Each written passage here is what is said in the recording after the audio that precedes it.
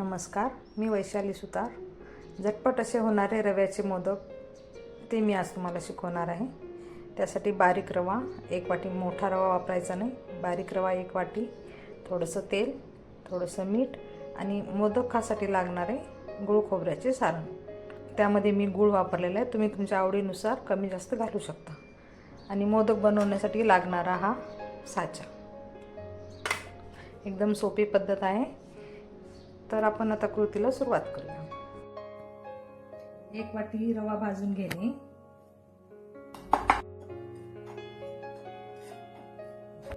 त्या वाटीने रवा घेतला ना त्याच वाटीने 3 वाट्या पाणी घ्यायचे. चवीनुसार थोडं मीठ, चमचाभर तेल.